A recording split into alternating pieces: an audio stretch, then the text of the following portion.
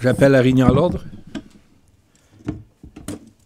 Nous reconnaissons que nous sommes sur les terres non ensemencées et non cédées du peuple Mi'kmaq. Nous reconnaissons avec respect la présence historique et continue du peuple Mi'kmaq sur ce territoire. Nous reconnaissons que les relations de nos ancêtres et le peuple Mi'kmaq entre eux et la terre sont décrites dans les traités de paix et d'amitié. Nous nous engageons à cheminer dans un esprit de vérité et de réconciliation en honorant la présence, la culture et les contributions des Premières Nations. Bonjour, conseillers et conseillères, gens qui nous écoutent, gens qui sont dans la salle. La réunion d'urgence a été appelée par moi suite à une discussion avec la greffière et le DG pour que ça soit conforme. Je dois vous aviser que c'est moi qui ai fait l'appel de la réunion. Est-ce qu'on a le quorum, Mme la greffière? Oui, nous avons le quorum. Est-ce qu'il y a eu déclaration de conflit d'intérêt? Aucun conflit déclaré. Section 3, je passe la parole au directeur.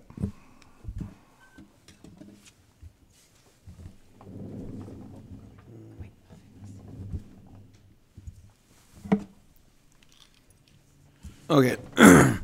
Avec une discussion avec les deux urbanistes, avec Mme Proulx et le nouvel urbaniste, M. Frenette, on s'est aperçu avec la discussion avec le ministère qu'il y avait eu comme un erratum qui a été créé, puis c'est pas à faute de la personne, c'est à faute du contexte, puis d'essayer d'aller peut-être un petit peu plus vite, puis il n'y a personne qui s'en est aperçu. Mais il y a un citoyen qui connaît très bien le processus d'urbanisme qui a levé le flag. Puis ça a fait qu'on a repassé ensemble tout le processus puis l'adoption du plan municipal puis l'arrêté de zonage. Le flag n'était pas celui-là qui était l'erratum, mais on a trouvé le ministère a trouvé un erratum ailleurs. Qui fait que ce soir, parce qu'on avait, à l'écran, on a déjà fait les 3 premières dates, résolution du conseil et la vie du cru jusqu'aux portes ouvertes. Donc ça, c'est arrêté. Alors, il faut faire des amendements à des résolutions qui a eu lieu pour juste faire des corrections pour retirer comme les mots arrêtés de zonage et abroger une autre résolution selon l'article 59 de la loi sur l'urbanisme. Puis ça, le secteur de l'urbanisme sera satisfait avec ces éléments-là. Qui fait qu'il faut recommencer les publications dans les journaux pour être conforme. Alors, qu'est-ce qui était prévu comme audience publique la semaine prochaine, le 4 et le 5 novembre? Elles sont annulées. Donc, il n'y aura pas d'audience publique. Les audiences publiques auront lieu le 18 et le 19 novembre. Donc, et ensuite, on attend le 30 jours pour recevoir étudier les objections du public. Donc, le 18 décembre, on donne un avis 2 jours avant pour la deuxième audience publique. Et au lieu qu'on fait des choses juste avant Noël, on va faire des choses. On va faire la première lecture au début janvier. Donc, on sera frais et dispo et on va prévoir une semaine là, pour s'il y a des changements, ainsi de suite.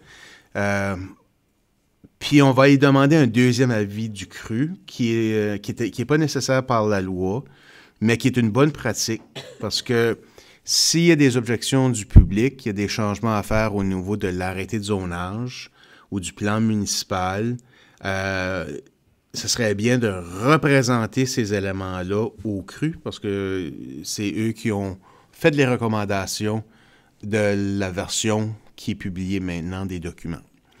Alors, on fait... le CRU va se rencontrer le 13 janvier, puis on va faire les deuxième et troisième lectures le 3 février. Ça ne met pas en enjeu M. Frenette a eu des discussions avec notre représentant de la SAHL.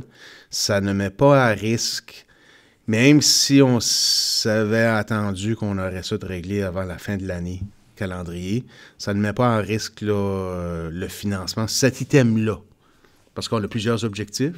Cet objectif-là ne met pas en risque parce qu'on doit soumettre le rapport mi-étape le 10 février. Donc, normalement, si les deuxième, troisième lectures sont avec succès, on va pouvoir dire que ce jalon-là est complété à la à notre rapport de mi-étape à la CHL. Est-ce qu'il y a des questions? Oui. Marie. Le 19 novembre, Oui. c'est la réunion de la CSR pour l'adoption du budget. Et puis pour cette réunion-là, on a conclu qu'on était pour y assister pour le vote. Oui. Alors le 19 novembre, il y aura 2 d'entre nous qui ne seront pas ici pour la réunion publique. Ça va affecter peut-être le quorum. Ben, il faudrait qu'il y aurait 3 autres absences. Bien, c'est juste un comme. Ouais. Mais je vous dirais, le 18 et le 19, comme le vote est important pour le budget. Oui, bien c'est ça. Nonobstant Oui. ça, c'est, je vous dirais, c'est les 3 présences les plus importantes dans votre mandat. C'est les 2 présences, le 18 et le 19, les plus importantes dans votre mandat. C'est là qu'on a la présentation. C'est là que vous pouvez avoir des questions avec l'urbanisme. Ce sont des documents névralgiques de la municipalité. Et c'est les attentes, c'est que tous les gens soient présents, mais le vote est important. Donc ça, c'est autre chose. OK. D'autres questions par rapport à ça? Parce que je peux vous juste parler du calendrier pour le mois de novembre. Calendrier du mois de novembre, ça, étant donné que le 4-5 viennent se libérer, puis on n'avait pas de rencontre prévue la semaine suivante, on n'aura pas de rencontre prévue la semaine prochaine. Et la rencontre prévue pour les budgets sera le mercredi 12 novembre, parce que le 11, c'est un jour férié. Et ce sera exclusivement pour les budgets. Nous sommes en train de terminer les budgets. On a une bonne nouvelle au niveau du crédit de la GRC, donc ça aide dans une période de gel des évaluations foncières. On présente le budget, on est prévu de présenter le 30 octobre au comité de surveillance financière et on aura une autre session le 6 octobre. Peut-être que ce qu'on va faire, c'est qu'on va séparer eau et goût, le détail de eau et goût pour le 6, puis faire le 30, là, le budget général. Pour présenter le 12, puis s'il n'y a pas trop de grands changements demandés par le conseil, on voterait le budget de la réunion du 18. Donc, la réunion du 18, il y aurait 2 éléments importants. C'est l'adoption du budget général et du budget eau et goût. Et ensuite, il y aurait soit avant ou après, là, mais j'aimerais peut-être régler le budget avant qu'il y ait les audiences publiques. Là, donc, ça aurait lieu après. Puis le 19, ben, ça serait à Robertville, l'audience publique. So, c'est ça qui est prévu. Donc, 4, pas de réunion, 12 réunions. Monsieur le maire, je dois annoncer tout de suite mon absence le 12 novembre. Alors, est-ce qu'il y aura moyen de pouvoir voir le budget d'avance, puis peut-être comme poser des questions? Ou, ben, le budget, le document va faire partie du package qu'on envoie au conseil, sauf que vous l'aurez le vendredi avant. OK. Puis, la présentation du budget sera faite là, sur YouTube aussi. Donc, vous aurez les explications verbales reliées au document, puis vous pourrez poser des questions. C'est juste que vous savez que le deuxième mardi du mois, moi, je ne peux pas être là. Ouais. Puis malheureusement, je ne peux pas me libérer de mon autre engagement. Ouais. D'autres questions, commentaires? D'autres choses, Monsieur le directeur? Non. Monsieur le maire. 3.1. Abrogation de la résolution datée du 19 août 2025 concernant l'article 59. Madame la greffière. Que la résolution adoptée le 19 août 2025 concernant l'article 59 soit abrogée en totalité. Vous avez entendu la résolution. Quelqu'un va faire la proposition. Charles. Quelqu'un peut appuyer? Olivier. Prêt pour la question? Les gens en faveur font le consentement en disant oui. Contre non. Adopté. Modification 3.2. Modification de la résolution datée du 19 août 2025 concernant l'article 25. Que la résolution adoptée le 19 août 2025 concernant l'article 25 soit modifiée afin de supprimer toute mention relative à l'arrêté de zonage. Qu'il soit résolu que le procès-verbal de la séance du 19 août 2025 soit corrigé en conséquence afin d'assurer la conformité avec la présente modification. Vous avez entendu la résolution. Quelqu'un va faire la proposition? Ronnie, quelqu'un peut appuyer? Anne. Par rapport à la question? Les gens en faveur font le consentement en disant oui. Contre non. Adopté. Abrogation et remplacement de la résolution 12.1 de la réunion du 21 octobre 2025. Que la résolution 12.1 adoptée lors de la réunion du 21 octobre 2025 soit abrogée. Qu'elle soit remplacée par la présente résolution se lisant comme suit. Attendu que la municipalité de Belle-Baie élabore actuellement un nouveau plan municipal. Attendu que, conformément à la loi sur l'urbanisme du Nouveau-Brunswick, la présentation publique doit être tenue afin de permettre aux citoyens de demander des renseignements ou de faire des commentaires sur le changement proposé. Attendu que la municipalité juge approprié de tenir une deuxième session de présentation publique afin d'assurer une plus grande participation du public et de favoriser la transparence du processus. En conséquence, il est résolu que le conseil municipal de Belle-Baie tienne une deuxième session de présentation publique dans le cadre du processus d'adoption du nouveau plan municipal le mercredi 19 novembre 2025 à 18h30 au Club d'Âge d'Or situé au 2057 route 322, secteur Robertville, Belle-Baie. Entendu la résolution, quelqu'un va faire proposition? Gaston. Quelqu'un peut appuyer? Marie. Des questions? Les gens en faveur font le consentement en disant oui. Contre non. Adopté. Session d'information de la Ville de Belle-Baie. On a toujours le quorum, Mme Graffière? Oui, nous avons le quorum. Est-ce qu'il y a eu déclaration de conflit d'intérêt? Aucune déclaration déclarée. 3. Proposition de l'arrêté 2508 intitulé Arrêté de la municipalité de Belle-Baie concernant les services de redevance d'eau et d'égout. Monsieur le directeur. Merci, Monsieur le maire. C'est un travail de longue haleine, cet arrêté. Ça fait à peu près 1 an et demi qu'on y travaille. Ça inclut la révision des arrêtés en vigueur pour les différentes municipalités qui ne disaient pas toutes la même chose. Ça demandait, premièrement, un travail initial par des avocats externes. Ça a pris, notre avocate municipale a pris le relais par la suite en collaboration avec notre ingénieur civil de la municipalité. On a eu plusieurs sessions de travail. On présente dans 2 parties parce que la première partie, c'est l'arrêté en soi et dans la section à huis clos parce qu'il y a des éléments de nature légale et confidentielle qu'on va en discuter, mais on a uniformisé l'arrêté, on a ajouté des sections, puis je vais passer à travers des sections que je juge pertinentes à vous le démontrer. Là. Je ne passerai pas à travers les 34 pages, là. Mais il y a quelques sections là, que juste vous sensibiliser. Puis le travail des unités, c'est parce qu'on ne chargeait pas toute la même chose pour des hôtels ou des écoles ou des terrains de camping ou des lave-autos.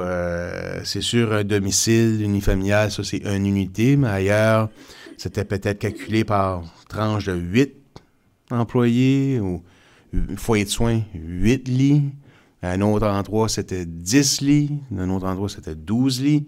Ça demandait énormément de recherche pour savoir, mais c'est quoi la capacité de lits de nos foyers de soins? C'est quoi la capacité des campings, des chambres d'hôtel, des écoles, population, et ainsi de suite. Alors, c'est ça. C'est pour que tout ça soit en vigueur pour le 1er janvier 2026. Alors, je vais passer à travers certaines sections. Excusez-moi.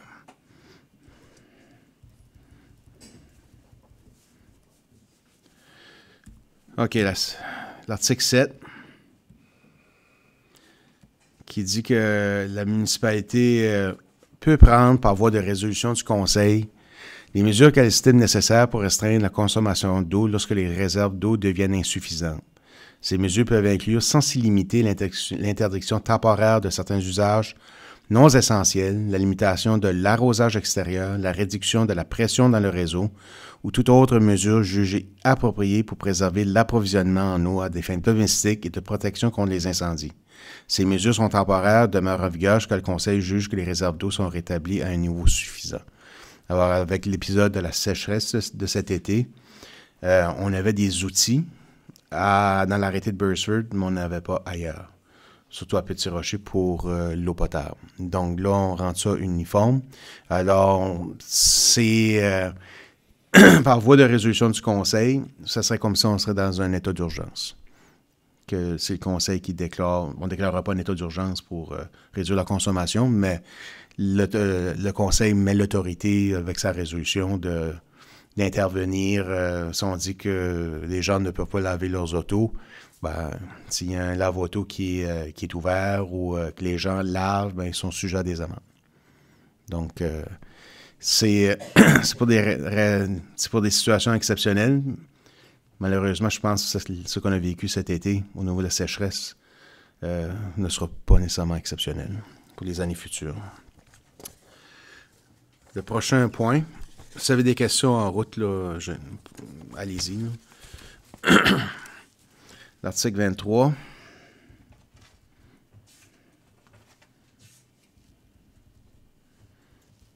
Bon, c'est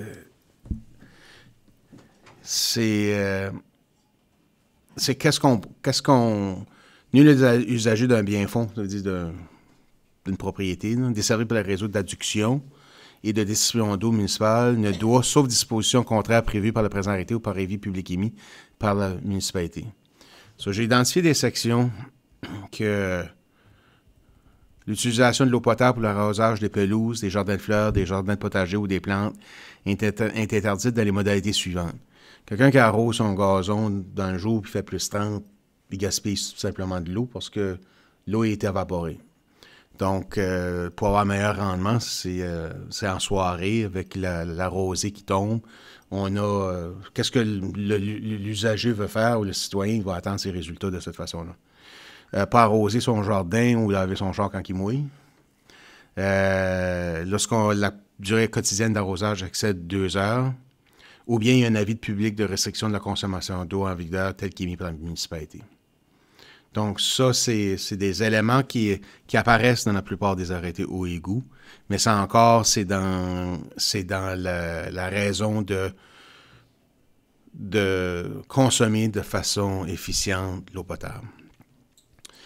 Utiliser l'eau pour laver un véhicule lorsque la municipalité a émis un avis public visant à limiter la consommation d'eau. Alors, c'est textuel, et ainsi de suite. Ça, je vais aller... Vous allez voir, ça se ressemble beaucoup dans l'arrêté. Hein? C'est voici les règles pour se raccorder à l'eau potable. Parce qu'il y a une section, voici les règles pour se raccorder à un égout sanitaire. Et voici les règles pour se raccorder à un réseau d'égout pluvial. Alors, c'est répétitif dans tous les éléments, mais c'est pour ça que ça fait un long arrêté. Je vais aller à l'article 119.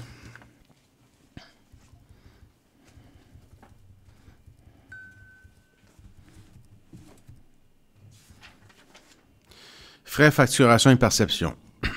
Bon. Le propriétaire d'un bien fonds est tenu de payer sous forme de redevance d'usage toutes les taxes et redevances et frais relatifs à l'approvisionnement en eau et en égout sanitaire, y compris les frais d'aménagement, de branchement, de location, les amendes pour infraction, ainsi que toute autre redevance applicable à ce bien fonds. Cette obligation s'applique indépendamment de l'occupation du bien fonds, que celui-ci soit vacant, occupé par le propriétaire ou locataire ou toute autre personne.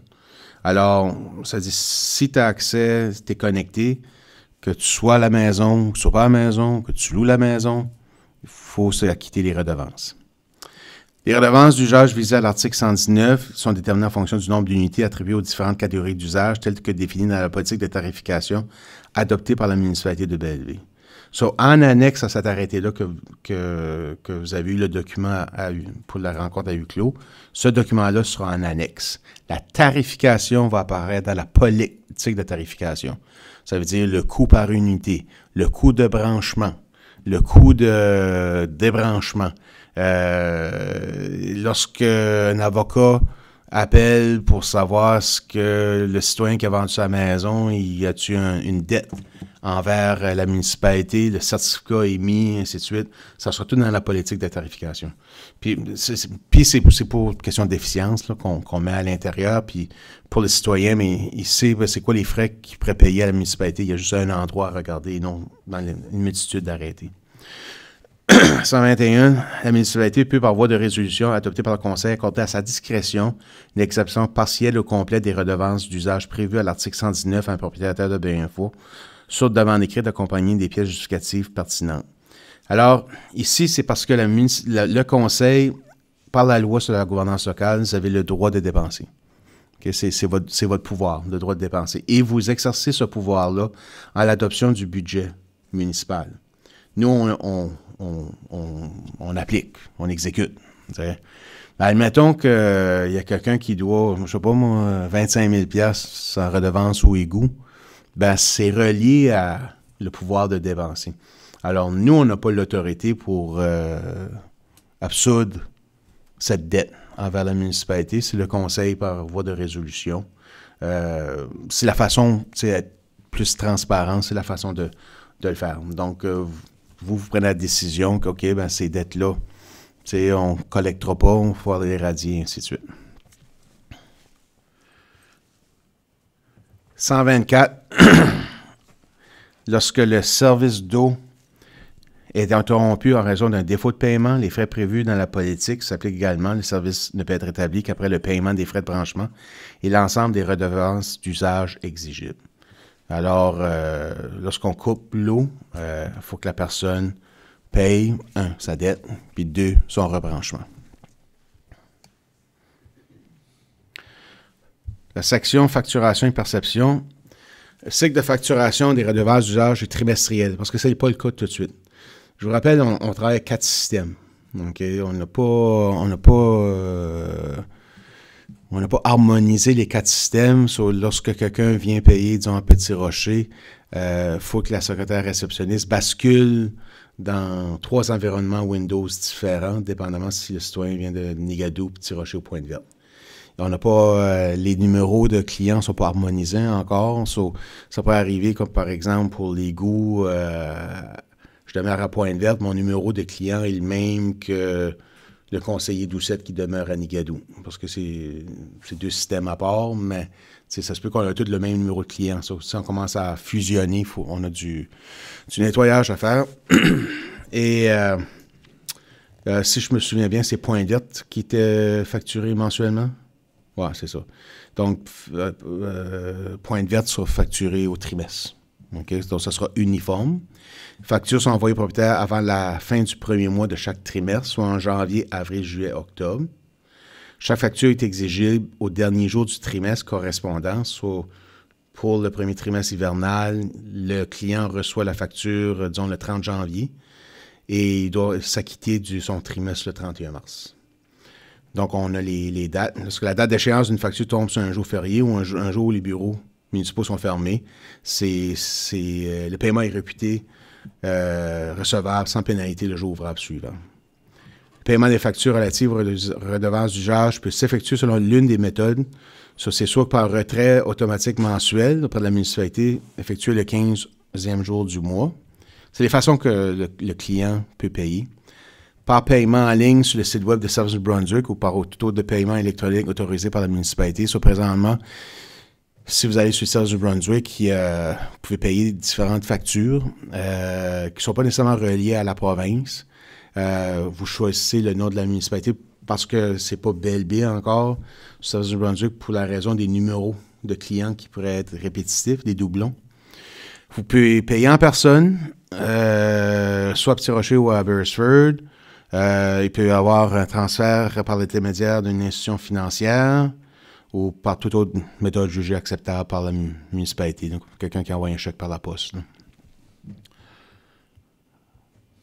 La facturation des redevances d'usage est envoyée au propriétaire selon son choix, soit sa dernière adresse courriel connue, soit la dernière adresse civique connue. Il incombe à chaque propriétaire d'informer la municipalité de tout changement relatif à son adresse courriel, à son adresse civique. des fois, vous vous dites pourquoi vous mettez des choses qui sont évidentes. Ben, c'est parce que il y a ces choses-là, ça. Tu sais, ben, j'ai pas eu ma facture. Ça, c'est pour ça que j'ai pas payé. Mais c'est ta responsabilité de nous aviser que ton adresse a changé. Toute facture, tout frais payé par le propriétaire compté du premier jour du trimestre suivant le dernier cycle de facturation portera l'intérêt au taux mensuel de 1,5, dont 18 % annuel. Ça, on avait déjà uniformisé ça, ce taux d'intérêt-là, je crois, 2 ans passés. Pour le budget de 2024, on l'avait uniformisé. Il y avait des taux différents par municipalité. Toute négligence, omission, erreur commise par la municipalité dans l'établissement d'une facture, dans l'émission d'un reçu ou dans le cas de la non-émission d'une facture, ne dégage en aucun cas le propriétaire son obligation d'acquitter les redevances d'usage prévu au présent arrêté. Les dites redevances sont réputées exigibles et payables à la municipalité par le propriétaire. Disons, il y a un glitch dans le système, puis je reçois la facture pour les égouts, je le mets à point vert, puis ça dit que je dois rien. 0. Non, je dois. C'est pas parce qu'il y a une facture qui est erronée ou une erreur sur le reçu qui dégage le citoyen de son engagement envers ses frais. 136 est très important. Les ententes des anciennes municipalités sont annulées dès l'entrée en vigueur du présent arrêté. Il y avait différentes ententes. Il y en a certaines qui étaient respectées, d'autres ne l'étaient pas respectées dans nos recevables. Les propriétaires ayant un solde impayé recevront un avis leur accordant un délai d'1 an pour régulariser la situation, avec possibilité de conclure à la demande un plan de paiement échelonné selon les conditions établies par le service des finances. Donc, il y aura une lettre qui sera envoyée début janvier, puis qui va informer, vous avez un recevable qui est dû. Nous, on veut vous communiquer avec nous pour qu'on fasse une entente de paiement. Il y en a, dépendamment du montant qui est dû, peut s'acquitter facilement dans l'année en cours. D'autres, si c'est plusieurs milliers de dollars, 5, 8, 10 000 $, ben, on sait que ce ne sera pas nécessairement possible que ce soit réglé dans l'année. C'est là un plan de paiement échelonné que de dire, OK, ben, on va régler ça dans 2 ans, on va régler ça dans 3 ans. Respecte ton plan de paiement. La journée où tu ne respectes pas ton plan de paiement, on te débranche. Puis,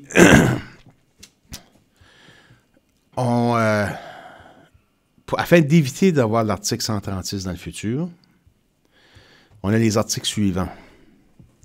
C'est le premier jour du trimestre suivant la date d'échéance du paiement, la municipalité fera parvenir au propriétaire une facture pour le trimestre en cours, accompagnée d'un relevé d'un compte indiquant le montant total dû, y compris les intérêts applicables. Cet avis sera écrit, également joint, informant le propriétaire du déclenchement des démarches en vue de l'interruption du service d'approvisionnement en eau en raison du non-paiement. On veut éviter que des gens accumulent des recevables de plusieurs milliers de dollars. Déjà, si tu ne payes pas le premier trimestre, ou un trimestre tu ne payes pas, le trimestre suivant, tu reçois une note qui dit de régler la facture du trimestre passé, et sinon, on est dans un processus d'interruption, de renforcement, de redressement. Le premier jour du deuxième trimestre, suivant la date d'échéance du paiement, la municipalité ajoutera une mention au dossier du propriétaire dans son système de gestion des services indiquant que le branchement au service d'approvisionnement en eau est visé par une procédure de suspension. Un deuxième avis écrit sera alors transmis au propriétaire informant qu'à défaut du paiement, dans un délai de 2 semaines suivant la date de l'avis, le service sera débranché. Puis dans 2 semaines après la transmission du deuxième avis prévenu à l'alinéa B et en l'absence de paiement, le débranchement du service d'approvisionnement en eau du bien-fonds sera effectué par le directeur des services citoyens ou par son représentant dûment autorisé, sans autre préavis. Des frais de débranchement et de rétablissement du service s'appliqueront conformément à la grille tarifaire municipale en vigueur. C'est pour aider le citoyen de régler sa facture et de ne pas accumuler une dette de plusieurs milliers de dollars qu'on sait que ça va devenir mission impossible pour lui. Lorsque le service d'approvisionnement en eau a été débranché conformément aux dispositions de l'article précédent et qu'aucun paiement n'a été reçu dans un délai de 30 jours suivant la date du débranchement, la municipalité pourra entamer des procédures judiciaires de recouvrement pour les sommes dues, incluant les intérêts, les frais de débranchement, de rétablissement du service, tout autre frais administratif applicable, ainsi que tous les frais afférents assumés par la municipalité dans l'exécution de ces procédures judiciaires. Donc, on est rendu à la fin du deuxième trimestre, là, on va prendre des procédures judiciaires. Et tous les frais impayés depuis plus de 60 jours pour les services d'eau ou d'égout fournis à biens-fonds imposables sont réputés prioritaires recouvrables comme des impôts fonciers. Conformément aux lois provinciales applicables, ces montants sont opposables aux propriétaires du bien-fonds sans qu'un enregistrement ou une charge formelle soit requis. Alors ça, je vous dirais, c'est une section qui est nouveau. 142, les services municipaux d'eau et d'égout sont fournis à bien fond d'un propriétaire inscrit au rôle d'évaluation n'en est pas l'occupant. La municipalité conserve le fonds par un tiers, notamment en vertu d'un contrat de location. Ne limite, ne modifie les obligations du propriétaire envers la municipalité ni les droits de celle-ci en matière de recouvrement. Donc, même si le propriétaire ne demeure plus à sa résidence, on dit qu'il est quand même responsable d'acquitter ses factures. Et ensuite, «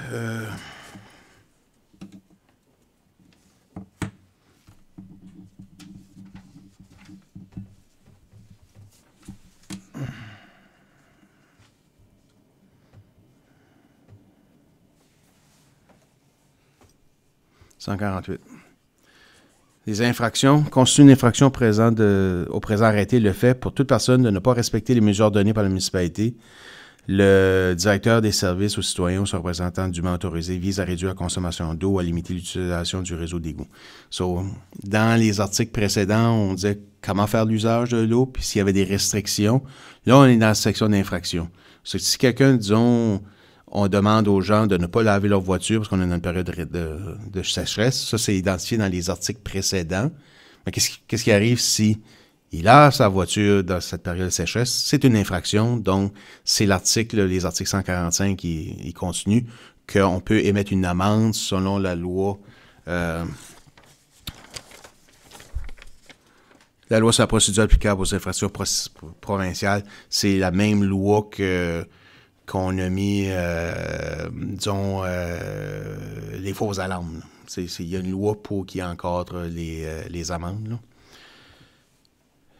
Et exemption, celle-là, on l'a ajoutée pour une question de déficience. Puis vous avez eu le cas la semaine dernière. Un propriétaire peut, dans des circonstances exceptionnelles, soumettre une demande écrite d'exemption du branchement au service d'eau ou d'égout. L'exemption peut être accordée à la discrétion du directeur des services citoyens ou de son représentant dûment autorisé si l'une ou l'autre des conditions suivantes rend le branchement techniquement ou économiquement déraisonnable. L'élévation du terrain ne permet pas un écoulement gravitaire adéquat, la présence de sols rocheux ou d'autres contraintes techniques, et la distance excessive entre le bien-fond et le réseau municipal. Est-ce que ça arrive souvent, l'exemption que vous avez faite la semaine passée? C'était peut-être notre 4e en 3 ans. Donc, ça arrive pas si souvent que ça. Pourquoi qu'on l'a mis là? Mais c'est une discussion avec l'urbanisme qui trouvait ça un peu lourd, puis c'était pas une pratique dans les autres municipalités. C'est que, disons que on a un citoyen qui est venu, qui a un projet, puis admettons qu'il va à l'urbanisme le lendemain de la réunion publique. Puis là, ben, ça prend une résolution à la prochaine réunion publique ou bien on crée une réunion extraordinaire pour cette résolution-là. Ça retarde son projet de construction, et ainsi de suite, inutilement. Donc, là, à ce moment-ci, les cas qu'on vous a présentés, ils étaient justifiables. T'sais. C'est soit que c'était rocheux, comme le cas de la semaine dernière, ou bien il y avait une distance qui faisait que c'était un coût de branchement de plus de 100 000 $ pour se brancher. Il y a eu un cas qu'on ne vous a pas apporté parce qu'on a dit non. Parce que le citoyen, lui, voulait se bâtir au fond de son terrain, qui faisait son coût, mais ça, c'était un choix personnel de se bâtir là. Donc, il n'y avait pas de limite ou de contrainte. Ça veut dire, ben, c'est ton choix de te bâtir à 450 pieds de ton terrain. Ben, il n'y a aucune raison parce que l'élévation, le sol est rocheux, c'est que la distance, c'est toi.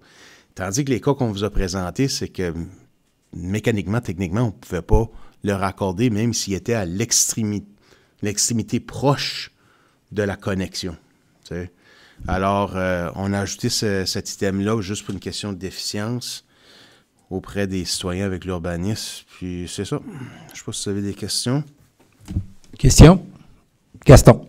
Oui, moi, je veux savoir, si que tu débranches en hiver, est-ce que c'est une loi provinciale? Non. Tu n'as pas de loi que tu peux débrancher quand tu veux? Oui. C'est juste... Okay. Ouais. Le défi, le défi, c'est le débranchement des égouts. Parce que l'eau, on tourne juste une valve, puis le citoyen se met à risque, les pipes vont geler sur son côté, puis donc ça va courir d'autres frais. Alors, on encourage les citoyens que si jamais qu'il y a une période difficile, économiquement, financièrement, de venir nous voir, puis on va mettre, tu sais, on va trouver un plan. On ne cherche pas à pénaliser les gens. On cherche à que les gens soient responsables de leur dû. Puis, s'il arrive une situation où est-ce que, tu sais, quelqu'un qui perd sa job, puis, tu sais, des revenus limités, et qui vient nous voir, puis on va faire une entente. Surtout que la personne respecte l'entente. Brigitte. Ma question touchait aussi au débranchement. Est-ce que les propriétaires de propriétés locatives seront aussi assujettis? Yep. Ça veut dire que ça ne sera pas vraiment le propriétaire qui va être pénalisé, ça va être ses locataires. Et il va avoir une relation difficile avec ses locataires. Puis j'avais une autre question, puis je pense peut-être que vous y avez répondu lorsque le conseiller Frenette l'a posé, mais est-ce que c'est un droit fondamental, l'eau, par rapport à d'autres services qui ne touchent pas, la base du bien-être humain, là? Comme l'électricité, on pourrait dire l'électricité pour se réchauffer est un droit fondamental, puis Énergie NB met des mesures en place. L'eau et les égouts, c'est utilisateur-payeur. Si tu l'utilises, tu dois le payer. Donc, si la personne est dans une situation, il y a d'autres sources d'aide qu'elle peut aller chercher. Mais c'est le modèle utilisateur-payeur. Si la personne ne paye pas, c'est quelqu'un d'autre qui paye pour cette personne-là. Merci. Ronnie. Au niveau des systèmes qu'on a présentement, comme là, on a 4 systèmes au niveau de la comptabilité, on a-tu acheté un nouveau système pour tout mettre ça ensemble, pour être capable de... On est en train de faire des recherches, des présentations pour adopter un nouveau système qui ne fera pas juste la comptabilité, la facturation, mais qui va faire tout la comptabilité puis la paye. Non? Oui. Ça va être fait pour le mois de janvier quand ça va tomber. Ah, ça ne sera pas fait dans le mois de janvier. Ça va prendre un an pour implanter. Non? OK. Ça va les suivis pour les factures vont être faits manuellement. Même comme que c'est fait tout de suite. Présentement. OK. Ouais. Merci. Marie. Les infractions... vous avez mentionné les fausses alarmes, mais ça se comptabilise, les fausses alarmes. Il y a des gens qui, mettons, arrosent parce qu'il y a 30 degrés leur terrain, puis on n'a pas d'agent de conformité, on n'a pas... alors, c'est quoi? C'est un qui dénonce l'autre ou c'est... Non, on a nos policiers qui sont sur la route, on a nos travaux publics l'été, nos travaux publics sont dehors. Bon, c'est une question, donc, c'est une question de chance là, que quelqu'un se fasse prendre ou pas. C'est juste pour qu'on... il n'y a pas de moyen de savoir... Les chances sont plus fortes, les probabilités sont plus fortes de se faire prendre pour quelqu'un qui lave sa voiture ou qui arrose durant le jour dans une période de sécheresse que quelqu'un qui fait 120 sur la transe. Puis là, ouais. Puis, je pense que vous avez répondu à la question. Donc, il n'y aura pas d'agent de conformité comme tel, mais ce seront les employés de la ville avec la police qui verrait quelque chose. Ouais. OK. Puis qui en informe alors, qui informe la ville? Ou ils peuvent prendre action tout de suite? Les policiers sont quand même, pour tous nos arrêtés, où est-ce qu'il y a une infraction, une section infraction, sont responsables, tu sais, c'est une loi municipale. So, évidemment, il y a toujours de l'éducation en premier. Tu sais, c'est pas juste mettre une amende, tu laves ta voiture, on te donne une amende. Tu sais, c'est informer le citoyen de, tu sais, pourquoi qu'il y a une restriction et faire de l'éducation. Puis s'il répète son comportement, ben là, il y aurait une amende. Un peu comme on a fait avec les fausses alarmes. Puis, écoutez, moi, j'ai arrêté des lave-autos quand je voyais que le lave-auto était plein pour parler à des gens au mois d'août. Puis je dis, vous pensez que l'eau vient? Ben, tu sais, pour eux, ils disent, ben, il vient du lave-auto. Je dis, oui, mais le lave-auto, il est branché où, lui? Tu sais, il est branché sur, tu sais, notre réseau de distribution de la rivière Négadou. Tu sais, donc... je dirais, avec une sécheresse, on est plus à risque à certains endroits comme Petit Rocher. Bathurst a quand même des gros réservoirs naturels d'eau. Ils avaient quand même émis des avis, mais ils avaient gardé le parc d'eau ouvert à Parc Coronation. Nous, pour donner l'exemple aux citoyens, on a fermé sur le Beresford pour... C'est une question d'éducation. On avait arrêté d'arroser les fleurs pour juste donner l'exemple. D'autres questions? J'avais vu qu'Anne t'avait... Vous avez répondu, c'était pas la OK. Joël. Merci. J'avais une question sur le 31, je n'étais pas sûr de bien le comprendre. C'était au niveau de... Taxomètre de façade. C'était notamment le début qui mentionnait que ce soit raccordé au nouveau réseau de distribution. De façade, cette taxe est établie sur une base annuelle exigée. C'est en fonction du courrier. Ça, c'est dans quelle section, ça?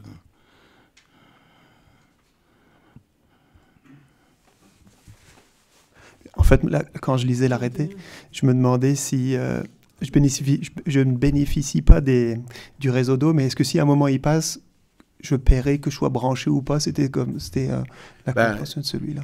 Il faut... Lorsque... ça va des discussions, lorsqu'on prolonge avec le conseil, là, à ce moment-là, si on prolonge le réseau, il faudrait que ça soit obligatoire que les gens doivent se brancher. Parce que s'il y a un coût associé à la prolongation d'un réseau, un coût énorme, et si on rend ça optionnel, on a un peu la situation avec le réseau d'égouts et Robertville. Parce que c'est une faible proportion des gens qui sont branchés devant un service, qui sont branchés, qui fait que normalement, les gens de Robertville auraient payé beaucoup plus cher pour leur service d'égout. Tu sais, dans les 500 $ dans le temps, parce que, tu sais, t'as le coût, t'as la débenture jusqu'à 2042, je pense, divisé par ceux-là qui sont branchés. Le comité de transition, le comité technique, en 2022, on dit, OK, des égouts, c'est des égouts, ça, on a uniformisé le coût pour tout le monde.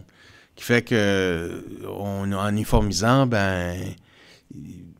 ça crée un bénéfice pour les citoyens de Robertville, mais parce que la province, c'est elle qui a implanté le système d'égouts à Robertville, comme c'était un DSL, elle n'a pas rendu obligatoire le branchement. Mais à la municipalité, ça sera des recommandations si on étend le branchement. Disons, on connecte Beresford puis Petit Rocher Sud là, jusqu'à Tremblay, là, où il y a de l'eau. Ça va être une recommandation qu'on rend ça obligatoire, le branchement. Parce qu'on apporte le service. Puis c'était ça, la deuxième partie de ma question, c'était notamment le raccordement aux égouts pour tout ce qui était Robertville. Comme il y avait, je pense, un historique et tout ça là-dedans. La question que j'avais, c'était est-ce que quand l'arrêté sera en vigueur, ça basculera de raccordement ou pas obligatoire? Je vais laisser Marc-André parce qu'il connaît plus le dossier. Là. Il était là je vais peut-être répondre un peu à la première question. C'est que, ce point-là, je vais donner l'exemple. À Beresford, lorsqu'il y a eu une extension de la Queen Elizabeth vers Beresford, il y a eu un frais de façade qui a été, je pense que c'était 10 000 $ par propriété. Qu'il soit branché ou non, c'était une portion que la ville déterminait que allait être payé par les résidents. Parce que c'était comme un engagement avec le résident de dire, OK, si c'est 10% du projet ou 5% du projet, ça avait été déterminé à l'avance. Donc, c'est là où le frais de façade a été établi.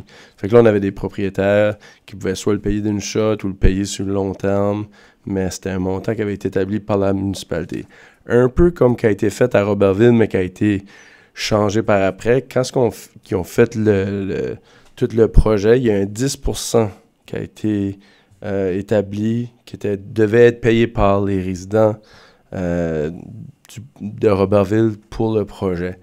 Ceci, ça a été changé parce qu'on a tout amalgamé puis on a tout mis les mêmes taux, mais ce pourcentage-là devait être payé par les utilisateurs ou les propriétaires qui étaient là. Fait que le frais de façade est vraiment juste pour... Si on décide de faire un prolongement d'un système, puis on dit, OK, pour faire ça, il faut qu'on ait le buy-in, parce que c'est pour étendre sur une certaine distance, un certain endroit, c'est le frais de façade qui est établi. Puis c'est ça qui explique ce côté-là. Mais pour la question du branchement, je vais revenir là-dessus. Peut-être tu auras d'autres questions. Mais le branchement, quand ce que vous lisez, c'est tout nouveau branchement devra... toute nouvelle comme extension. Mais là, celui-là est déjà fait. Ça fait qu'il ne cradera pas. Ils ne seront pas obligés de se brancher. OK, ouais. C'est que... Puis le point que je voulais amener, c'est pas d'être contre les branchements, mais j'avais peur qu'on oblige tout de suite. Est-ce qu'à un moment, on pourrait prévoir une session d'information, expliquer un peu aux gens de ce secteur-là la question du réseau et un peu de pédagogie sur ça, plutôt que... Je serais plus pour la carotte que le bâton, mettons. Ben, tout de suite, il y a des citoyens qui communiquent avec nous pour... ils veulent se brancher. Oui. Parce qu'ils sont dus à changer leur fosse septique. Puis on a eu des branchements de cette nature. Et d'autres, des logements locatifs, multi-logements locatifs, qui fait que la taille du terrain ne peut pas supporter un puits et des fosses septiques pour 4 logements. Et le réseau passe sur la rue. Ils se branchent. Ils font la demande de se brancher. Donc, on fait pas d'action pour dire t'as pas le choix de te brancher. Oui. Mais, puis on avait identifié dans la politique tarifaire qu'il y a un maximum. Ah, c'est celui-là pour le branchement des coûts, Marc-André, ou...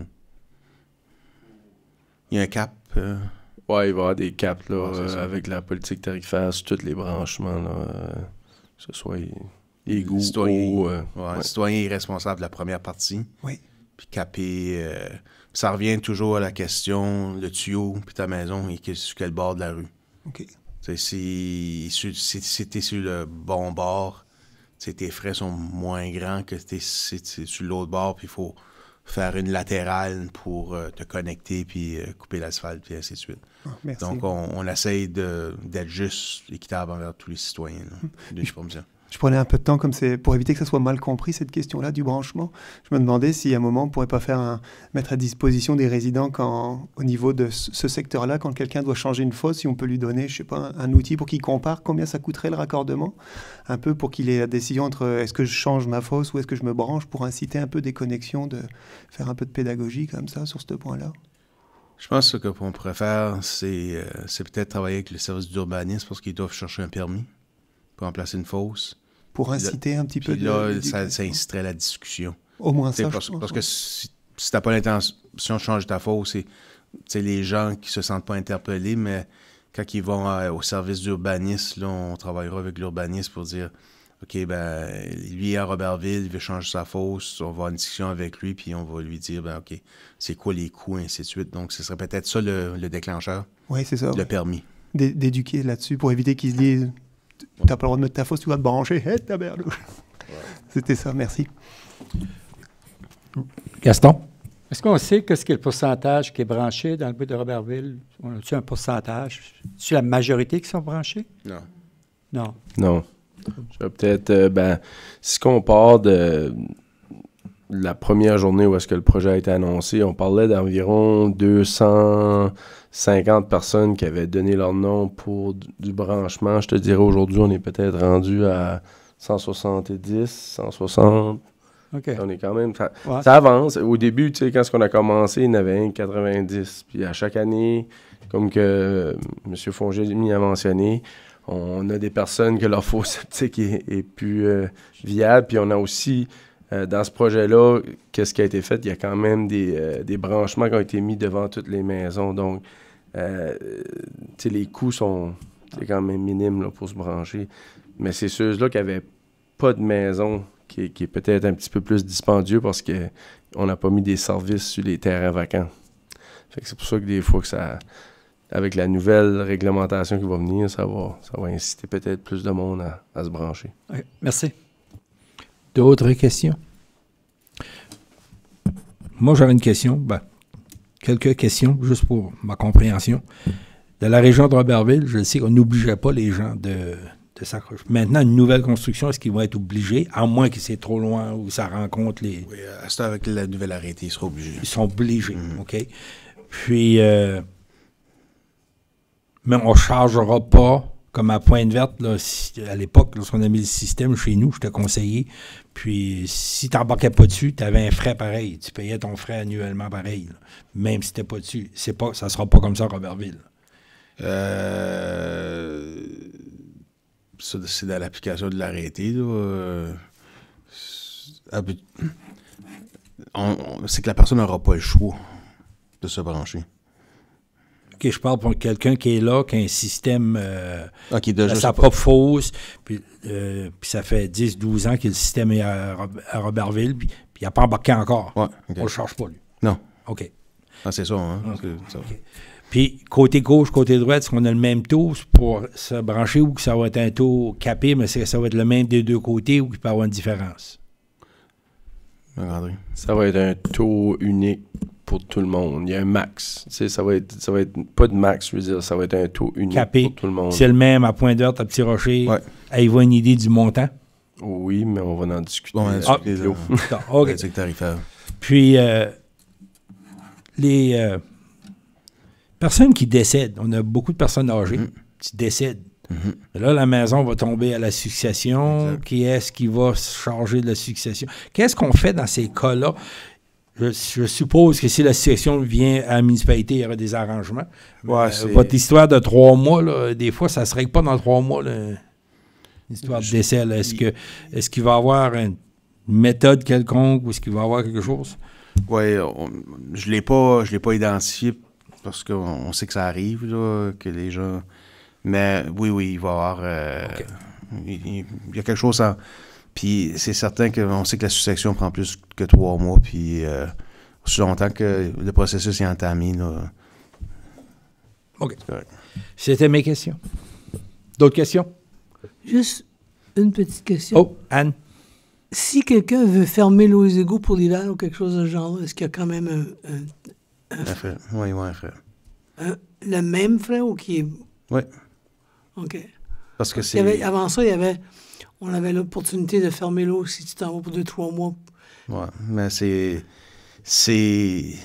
le réseau, il est présent, puis que tu l'utilises ou tu ne l'utilises pas, le coût, il est là pour tout le monde.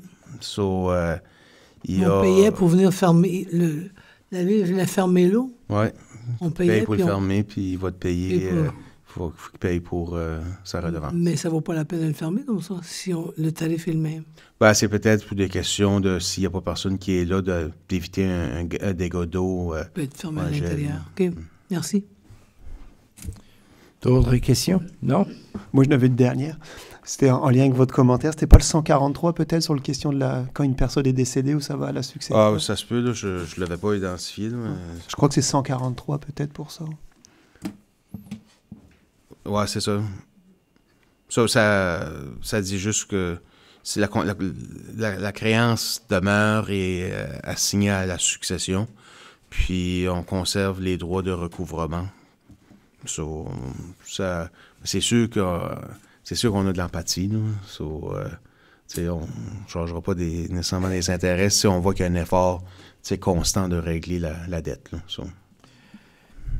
Ça conclut le point numéro 3. Je suppose qu'on va avoir ça à la réunion du mois. La réunion du 18. Ouais, la première lecture, pour ça, la réunion publique du 16 décembre, la deuxième et la troisième.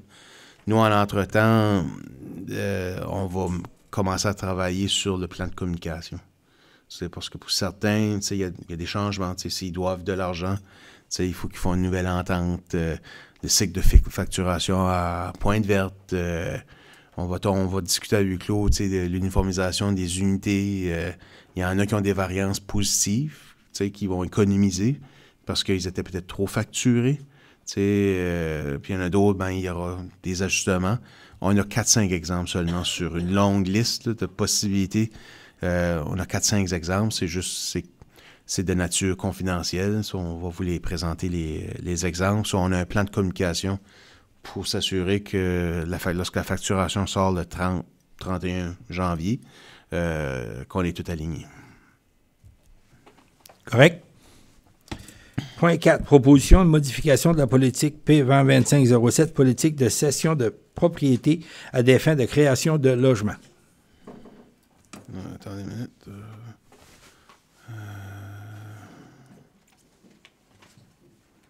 que j'ai mis la politique? Attendez juste une seconde. Je pensais que je l'avais sorti, mais...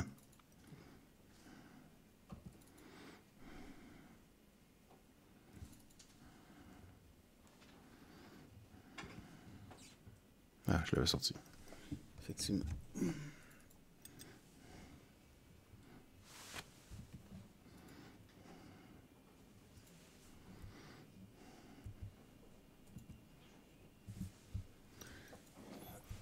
All right.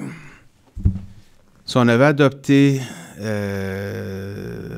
début de l'été, le 24 juin, cette politique que c'est une exigence de la CHL d'avoir une politique de cession des propriétés à des fins de création de logements.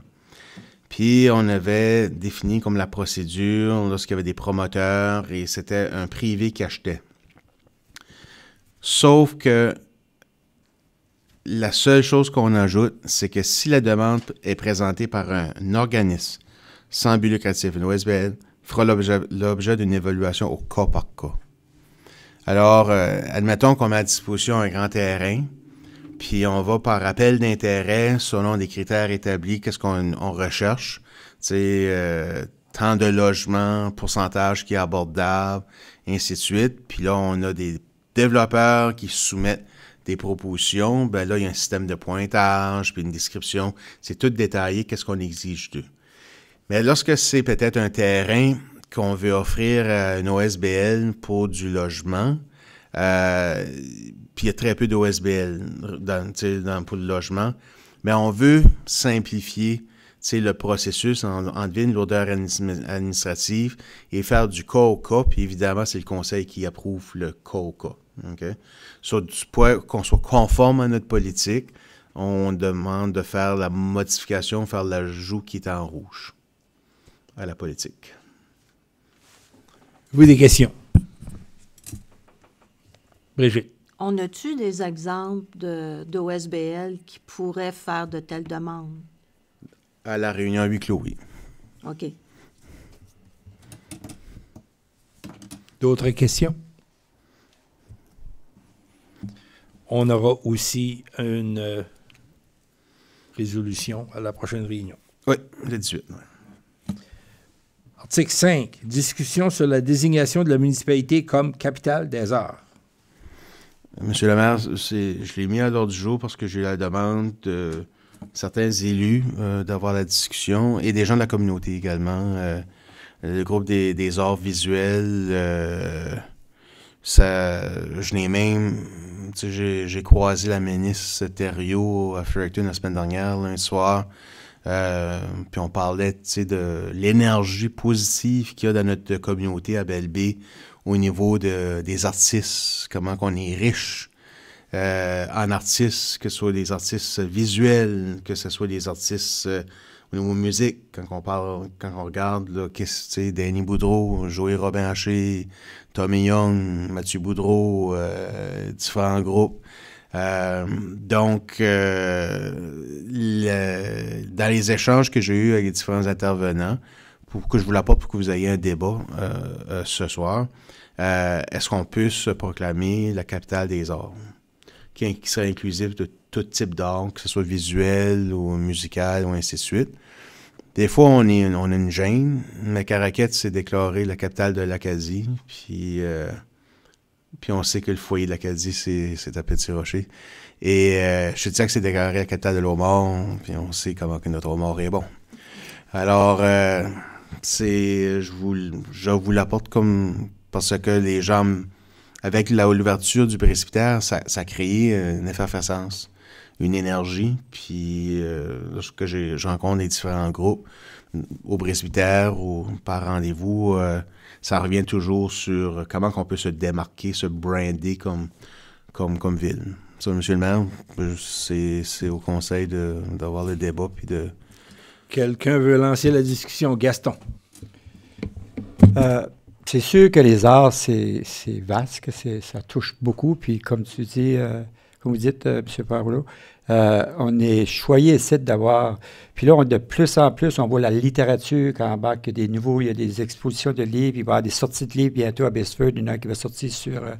je pense que tout ça regroupe les arts avec le quai de l'été passé, puis la Maison des arts. Je pense qu'on peut se programmer ça. Moi, je le verrais, en tout cas, je le supporte. Puis, je verrais d'un bon oeil qu'on peut le faire. J'étais à New Richmond voir un spectacle jeudi passé, puis Ron était là aussi. Puis, il y a des gens qui m'ont approché du Québec, que je faisais affaire avec le CMA, puis eux autres, de leur côté, nous voient ici comme un lieu culturel assez bien, là. Fait, je pense que avec peut-être un projet du cinéma, tout ça, ça amène... Il y a des pièces de théâtre qui vont se faire écrire aussi, il y a 2 autres pièces de théâtre qui après se faire écrire. Fait, je pense que tout ça, c'est les arts, puis on l'a dans notre cours, fait que je pense que ce serait un beau projet à travailler dessus. Merci. D'autres commentaires?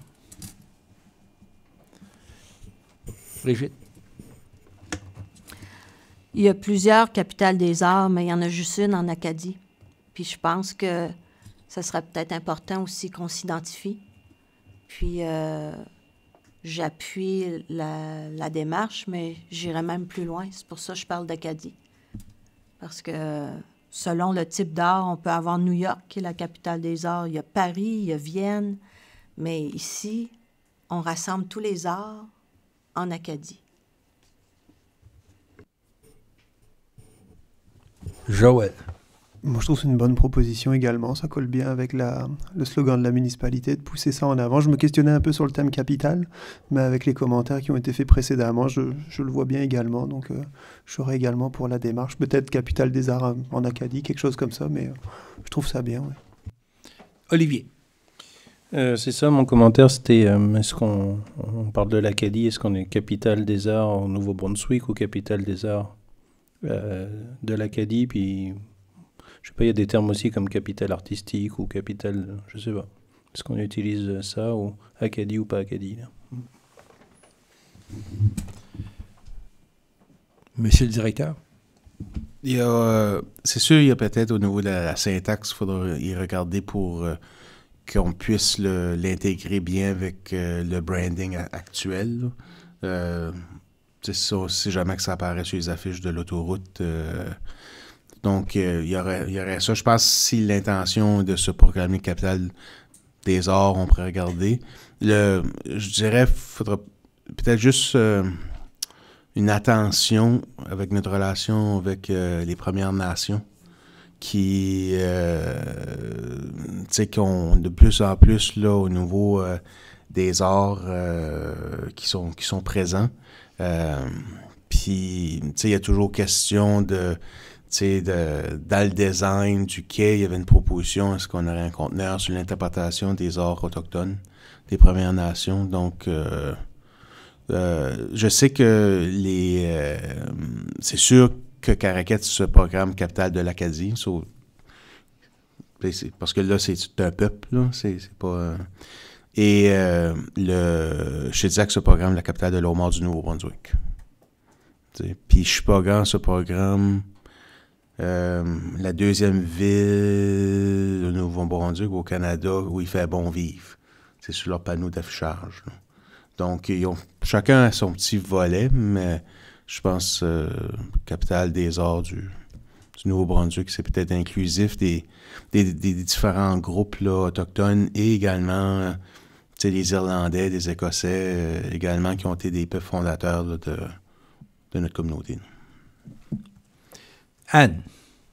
J'aime l'idée de capitale des arts du Nouveau-Brunswick, puis que ça agence avec nos panneaux, nos affiches, mais aussi, il faudrait quand même préparer des activités en conséquence, comme un festival des arts, pour attirer les gens, pour qu'on ait quelque chose qui viennent voir. C'est beau dire dans les capitales des arts, mais s'ils n'ont rien à venir voir, il faut mettre l'emphase là-dessus. Dans les discussions que j'ai eues, premièrement, on a 2 festivals et un 3e en développement. Dans le festival des romans, le festival du blues, il y a un volet très culturel, artistique, avec, à l'intérieur, c'est sûr, le blues, c'est 100%. Puis on a le festival à développer, à grandir, à maturer au niveau de l'Acadie, le 15 août. Dans les discussions que j'ai eues avec Mme Duclos-Doucette, j'avais proposé l'idée de peut-être, de éventuellement penser à un festival des arts qui serait la durée de l'été, avec un segment visuel, un segment littéraire, un segment culinaire, les arts culinaires, ainsi de suite, puis ça nous démarquerait, là. On a un inventaire quand même assez large, au niveau des différents arts. On va parler du mur de la Galerie des Étoiles, là, unie. On a quand même nos conteneurs, que c'était, je pense, un beau succès pour le premier été. On a le presbytère. On a eu au-dessus de 80 spectacles à la salle Denis Richard dans les 2 dernières années. 39 l'année passée, 41 cette année. Ça, on touche beaucoup, puis le cinéma français va prendre forme à un moment donné. C'est juste, c'est le temps puis la place dans l'assiette là, qui fait que ça va démarrer. Donc, je pense, c'est une question de branding, si on irait de l'avant. C'est ça. Puis là, on pourrait énumérer qu'est-ce qu'on fait déjà. Puis ça serait quand même assez impressionnant, je pense, les gens. Là. C'est ce que j'aimerais proposer, puis mettre l'emphase là-dessus, sur le développement. Merci. Marie. Dans le passé, on a eu des discussions comme ça, soit par rapport à la chanson, soit par rapport à... Puis on avait formé un comité pour en discuter ou pour essayer de voir comment on pourrait discuter de ça. Peut-être que ça pourrait être un comité qui pourrait se réunir, là, juste pour... parce que moi, il y a la question de capital, c'est pas parce que... C'est que je trouve... On se démarque pas en faisant ça. On fait comme les autres, capital. Puis là, tiens, Belleville a décidé d'être capitale de quelque chose. Fait que je me demandais si on ne pouvait pas réfléchir à un terme ou à une expression ou à quelque chose qui nous démarquerait, puis qui en même temps serait punchy, là. Mais juste capital, je trouve ça facile comme choix, comme terme, au lieu de peut-être songer à autre chose, mais qui voudrait dire la même chose. Brigitte, après ça, Gaston. Suite au dépôt de la politique culturelle, on a annoncé un plan, disons, la réflexion sur un plan stratégique. Alors, ça pourrait peut-être être emmené comme proposition de faire état des différents arts, puisqu'on en a oublié. Là, on a fait... Peut-être la BARC ne l'a pas refaite ces dernières années, mais ils ont fait un festival sur la sculpture de bois pendant quelques années qui avait eu quand même un bon intérêt là, au niveau de la province puis même ailleurs. Puis on a la Grande Murale aussi de la Maison de l'Acadie. Tu sais, comme on a plein de lieux qu'on pourrait mettre en valeur qui pourraient justement éventuellement faire de nous un chef de file au niveau de la promotion des arts. Mais peut-être qu'on met... excusez-moi l'expression, mais comme la charrue avant les bœufs, parce qu'il y a du monde qui vont réfléchir sur pas les retombées, mais les priorités qu'on va se donner dans notre plan d'action avec la politique culturelle. Mais c'est une bonne idée. Ouais. Moi, j'irais même à ce que Marie dit, c'est que si on irait chercher un représentant de chaque discipline, c'est-à-dire les festivals, le 15 août, ceux qui aimeraient apporter le carnaval de Siffleux, le groupe de Baseford, le comité culturel qui est en train de se mettre, puis s'assire tout autour d'une table, puis faire un storm branding, puis vraiment sortir les idées, puis d'aller dans la même vision, c'est-à-dire... que ce soit Capital, comme Marie dit, ou un autre nom, qu'on s'enligne pour dire qu'on est vivant, que les arts sont vraiment vivants dans la belle baie. Mais ce serait peut-être de s'asseoir cet hiver, puis avoir une discussion de groupe, puis un samedi après-midi où tu fais venir des gens de ce milieu-là, que ce soit des gens qui viennent du milieu comme André Arsenault, qui est le milieu du son, tu as des gens du milieu de l'informatique qui est là-dedans, puis le son. Fait ces gens-là pourraient nous apporter des idées, puis de là, s'enligner à dire, on va... Puis je pense que ce groupe-là nous aiderait aussi à commencer à s'organiser pour le Congrès mondial, parce que c'est important de le commencer là, bientôt, si on veut des choses. Merci. Anne. On est tous d'accord, mais qui prend l'initiative à partir d'ici? C'est-tu le conseil, c'est-tu l'administration, c'est-tu... Ben, je vais proposer, c'est un comité provisoire, là, Oui. donc voir peut-être est-ce que les personnes qui ont participé au projet de la chanson, le drapeau c'était surtout la chanson, peut-être c'est le dernier, là, puis voir à la membriété du comité pour avoir des discussions. Il y a les festivals, il y a les artistes visuels qui sont membres du presbytère, il y a des gens au niveau peut-être des arts culinaires ou ainsi de suite qu'on pourrait peut-être avoir des représentants de chaque et avoir peut-être justement une tempête d'idées, voir comment qu'on si on se proclame capitale, comment qu'on le vit, comment qu'on le rend. Capitale, ça va prendre des actions concrètes. Donc, je les prends en note, là. Je pense que le lien avec la politique culturelle est hyper importante. Donc, c'est sûr que l'équipe à Guylaine serait impliquée. Puis, si que on se donne une raison d'être nommée capitale, ça va peut-être orienter avec la politique culturelle, mais en appui de la politique culturelle, mais la raison d'être de la capitale, ça va probablement orienter les actions concrètes, là, pourquoi qu'on fait les choses, en lien avec la politique culturelle et en lien avec une capitale. Donc, c'est conséquent quand les gens nous posent la question, ben, qu'est-ce que vous faites pour être de la capitale? Ben, les actions, on aura les éléments de réponse là, concrètes. Là. Fait, si on a un consensus, le comité va être qui a travaillé sur la chanson, puis le drapeau va être remis sur pied pour pouvoir mettre en mise en œuvre de cette idée-là, si vous voulez, en incorporant ou en incluant le plus de personnes possible tout autour du groupe. Correct? Même si on n'est pas membre du comité, on pourra participer aux activités, parce que c'est quand même très chaud, très important pour moi. On va faire le comité le plus large qu'on peut. 6. Galerie Les Étoiles Unies. Proposition du conseiller Frenette. J'étais approché par René Lagacé. C'est René avait débuté ce programme-là qui était dans le temps qu'il était avec les caisses pour la Galerie Les Étoiles Unies, qui est à la maison. C'est reconnaître un artiste. Je pense qu'on a 5 de reconnus. Puis il m'a approché l'autre jour. Il aimerait vraiment remettre ce projet-là sur pied. Puis normalement, c'est commandité par la caisse. Puis il semblerait que le gouvernement ait un peu de fonds aussi à nous aider dans ce projet-là. Puis moi, j'aimerais avoir le OK de piloter ce projet-là avec l'équipe à Guylaine. J'avais déjà fait de la demande à Mireille parce que j'étais sur le dernier comité qui était sur ce mandat-là. Puis Mireille Roy avait toute la documentation. Je l'ai fait sortir, puis je l'ai amené à la ville. C'est Guylaine qui les a. Ils vont passer à travers, puis ils vont nous revenir. Mais je pense que ce serait intéressant à commencer à remettre ce projet-là en marche de nouveau. C'était ça un peu avoir l'appui du conseil là-dessus.